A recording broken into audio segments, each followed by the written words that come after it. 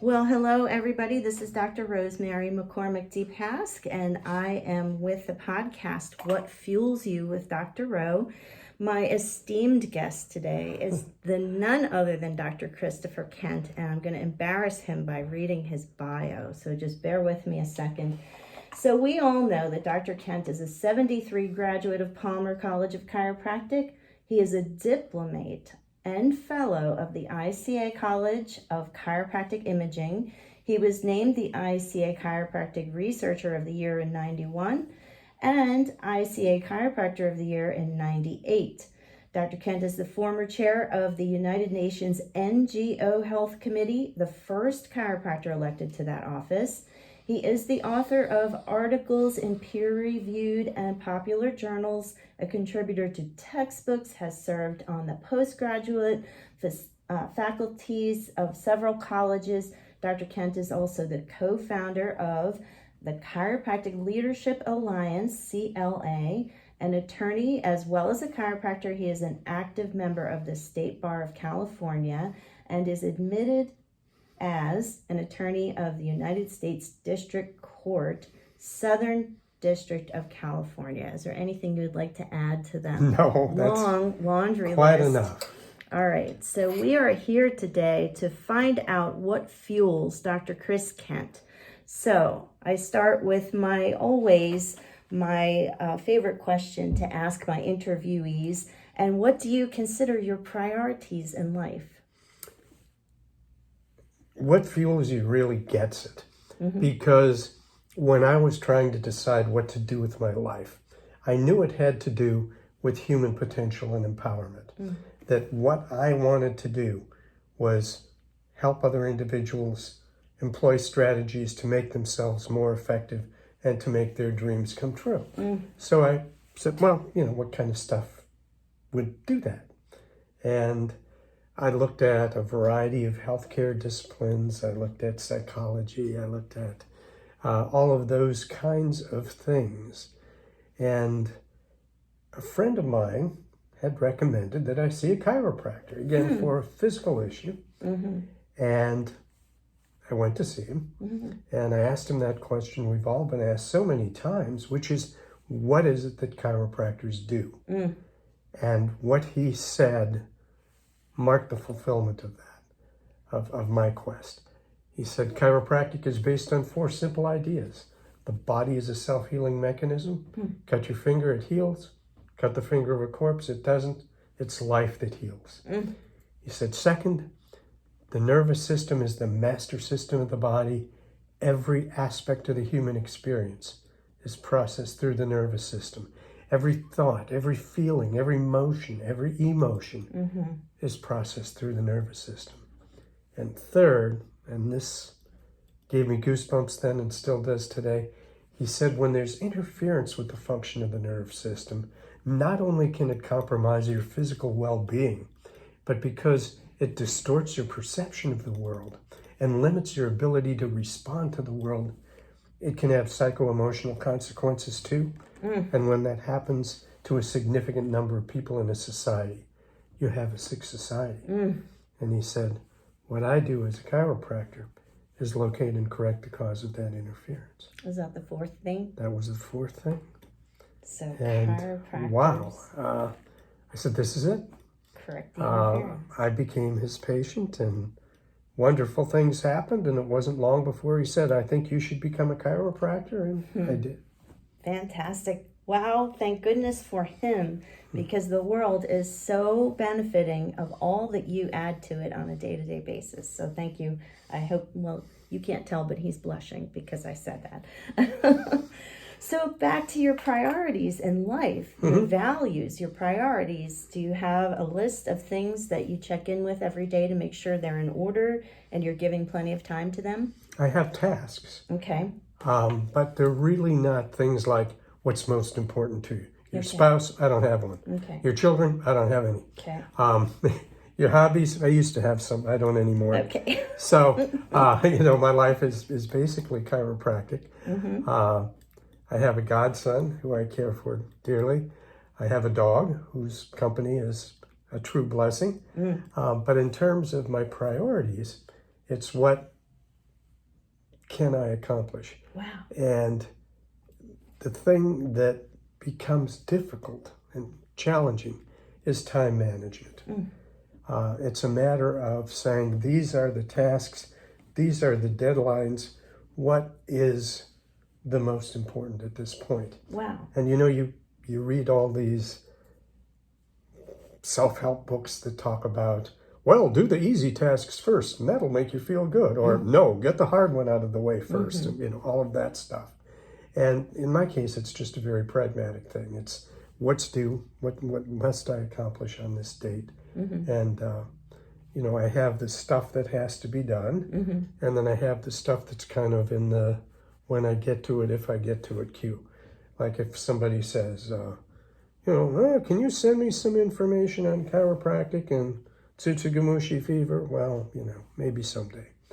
And Okay. I probably will get to it eventually. So you have this totem list, But and something's moved down to the bottom of the totem. But how many people can say they actually have chiropractic at the top of their priority list? I mean, I have never talked to anybody who had chiropractic all the way at the top. I mean, that's phenomenal. Just because I don't have anything else. And I'm not saying that's necessarily healthy. Oh.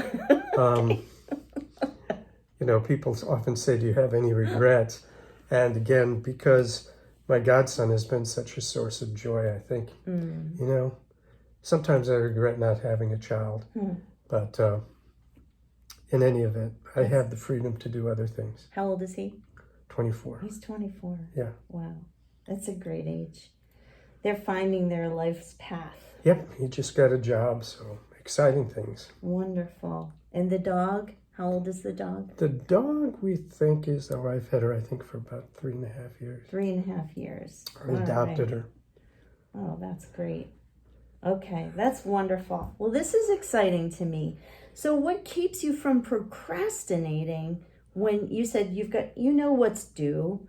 And I know that, well, we're both instructors here at Sherman College, and it's hard for students a lot of times to get into a groove, and sometimes it's even harder for instructors to get into a groove. What keeps you from procrastinating? What drives you enough to get things done well enough in advance that you don't worry about it?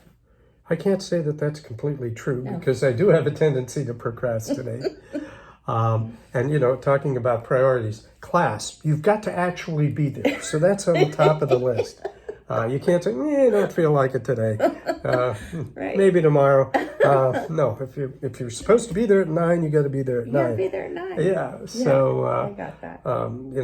That's high on the list. Publication deadlines, things like that.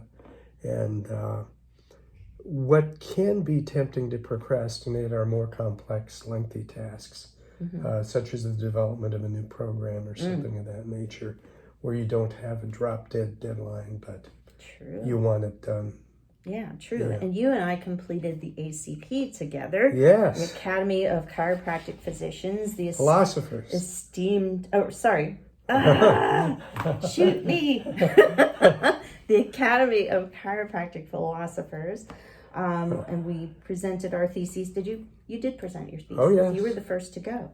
And so we had a deadline, and you felt compelled to do that. Not all of us in our class felt completely compelled to complete that deadline by last December. So what fueled you to get that thing done by our deadline? When I commit to doing something, I kind of become obsessed with it. And again, I'm not sure this is a good thing. It's kind of like law. That quickly got out of hand. I said, well, I think it'd be fun to study law. And it turned out to be far more work than I thought. And my then partner, Patrick, of CLA fame, had said, you don't have to do this. It's not like your livelihood is dependent on your passing the bar. Just, you don't have to do this. Okay. But a part of me said, yes, I started it. I have to do it. I'm this deep in. And when it came to ACP, it was something I've really always wanted to do. One psychopathology I have is I don't like to travel, probably because I burned out on it. There were times I was doing 3 programs in a single weekend, and now I've reached the point where I just don't want to travel at all. So that can be a challenge. And as far as the ACP goes, I've wanted to do this for a long time. They said, well, we've got one in Bolivia and one in South Africa and one in New Zealand. And, I'm being somewhat facetious. Yeah. But I said, well, if you ever have one in Spartanburg, I'll do it. There you go. And Bill Decken said, hey, we got one starting in Spartanburg. And I said, I'm in. Thank goodness. Yes. Because what with COVID, nobody was traveling. So it's a good thing it was on home territory. Yes. Oh my goodness. We were blessed to be able to do this on And we campus. did have physical meetings. We did. I think if it was in Barcelona, I don't think Dr. Scott and I would have done it. Yep. So I am grateful, like you, that it was on campus. It was on home territory.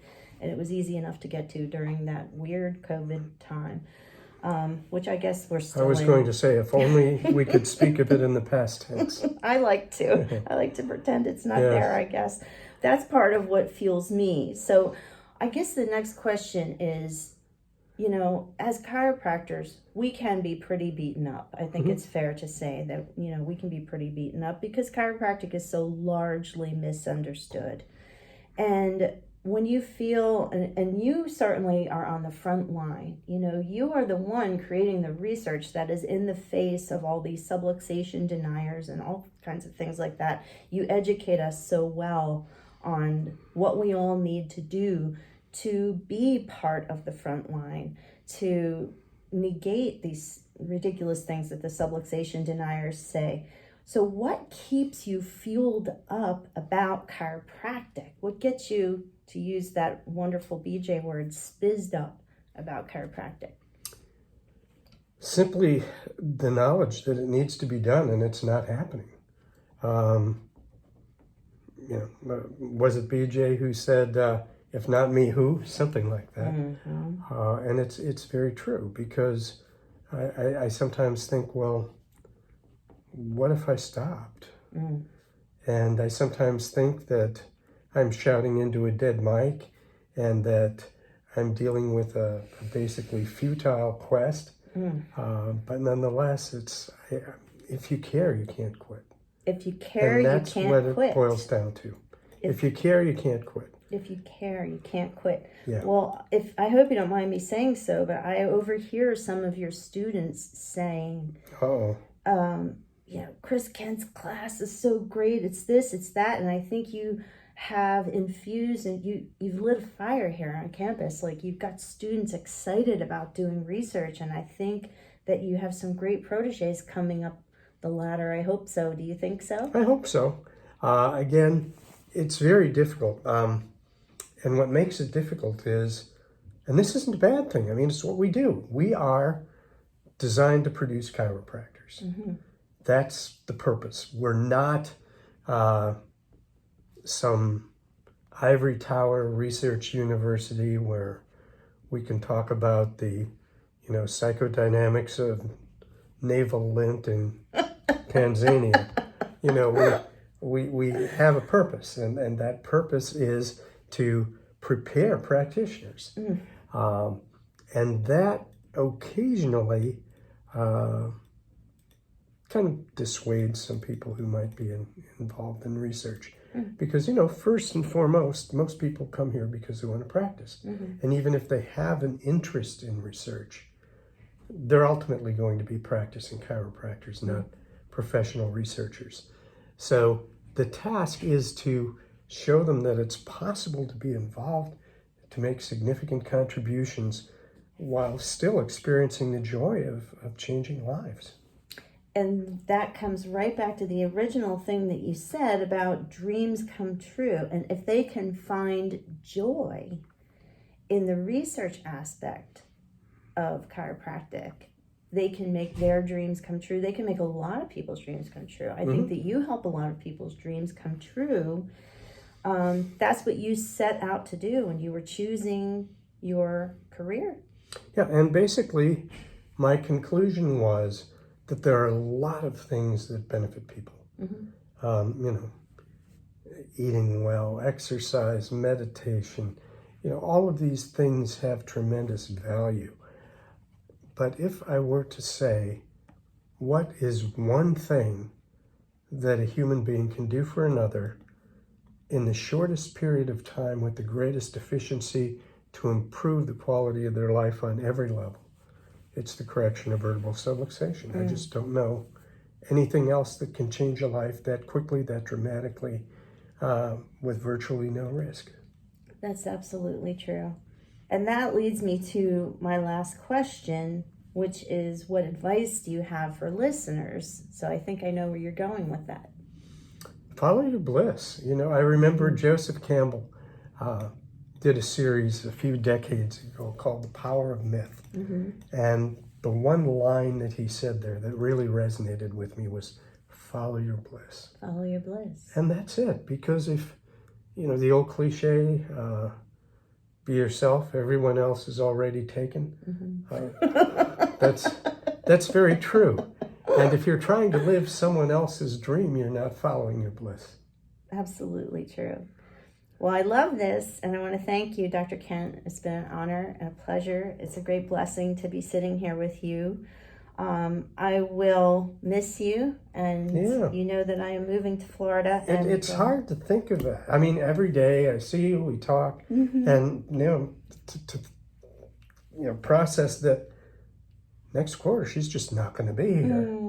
It's kind of sad, but we know that you're still going to have a presence at the college. You're still going to be doing the G10 work and so forth. We'll be doing it online from a distance, and then twice per quarter we'll be coming in live. So good news, I'm available for you to entertain me during lunch for a week at a time, 2 times per quarter. So it's what I treasure the most. It almost sounds like it's a schedule. Listeners, you haven't lived until you've had lunch with Chris Kent. So arrange that at some point in your life. And as Dr. Dooley likes to say, it's not what you think. It's not what you think. Yes. Dr. Castellucci says the same thing. Oh my goodness. You haven't lived until you've had lunch with Dr. Chris Kent. Well, again, it's been an honor and a pleasure and a blessing. And I look forward to actually our interview together on your program on Wednesday. So thank you. Thank you very much. We end that. Okay.